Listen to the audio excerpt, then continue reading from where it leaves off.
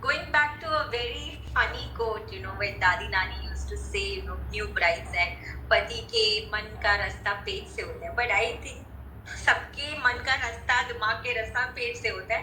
And I think we've been hearing a lot about gut. Gut is the new black that we have been talking about.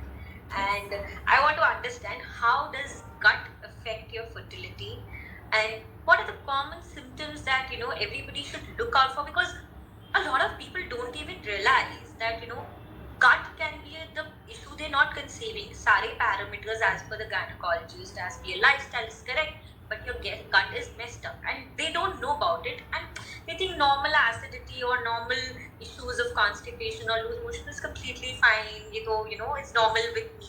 But is it actually normal, or we are just ignoring a very big sign here?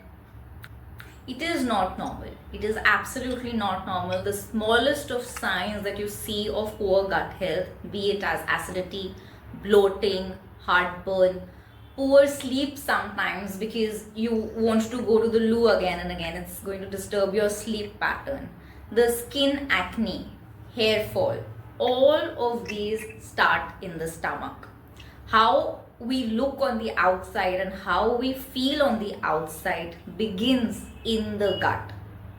It is the answer to immunity, to reproductive health, to healthcare. It definitely begins there. 70% of our immune system is regulated from the stomach. We've all heard of hormones called cortisol and melatonin, which regulate our stress, our sleep, our hunger, our satiety. They stem in the stomach. It is only from the stomach that they send signals to the brain, which is then intercepted, and then we act accordingly. There's also something called as the gut-brain axis, right? So yes, absolutely. And now there's a lot of research being done that the gut brain is a real thing. We have brain as humans, but gut brain too is a real thing. If it's a second brain, they're saying it. Sorry? There is a saying that your gut is the second brain of your... Absolutely. That's exactly what I was trying to say. And gut instinct was previously just a term or a phrase. In today's time, it's science.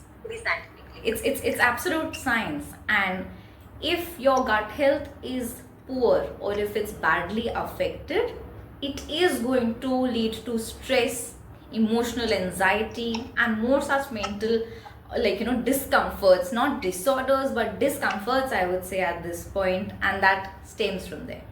Speaking of reproductive health, because our body is like an orchestra, nothing works individually, it's all a unison. Gut health, emotional health, our physical well-being, our skeletal muscular system, our strength, it's all interconnected, and so is our hormone health. Everything that we eat, how it is ingested, how it's absorbed, how it's assimilated, happens in the stomach and the intestines, which is the gut. So if there is poor absorption, it is going to affect our nutritional health. It is going to lead to deficiencies, and that definitely is going to come in the way of fertility levels, of conception rates. You mean at least 5 gut-friendly foods? Gut-friendly foods. Yeah. So I'm going to start with a very simple one, but it actually becomes very difficult when you're supposed to follow it, and that is home set curd. There is nothing that can beat ghar ka bana hua dahi. So a bowl of curd, either with lunch or dinner, or if you like it as an evening snack, is an excellent food. It's a probiotic for the stomach. Okay. The second would be rice kanji. And rice kanji. And that's something that I recommend to my clients as a breakfast meal. Okay. You could do this like once a week, once in 10 days. You don't have to do it every day. You have to take cooked rice, soak it in water overnight. So you take cooked rice maybe from your dinner, soak it in water overnight. In the morning, add a simple tadka to it, add a little bit of buttermilk to it, and that in itself becomes a combination of pre and probiotic food, excellent for the stomach. The other thing that I would suggest is fleshy fruits. Okay. Fleshy fruits would be papaya, banana, mango, chiku, custard apple. This category of fruits, excellent source of vitamins A, vitamin B12, excellent source of carotene and fiber. We are big on fiber today. We're eating seeds, we are popping pills, we are doing like potions and pills and God knows what not. One banana can do it for you. And what one banana can do for you, all of these other foods cannot. As supplements or pills, they cannot.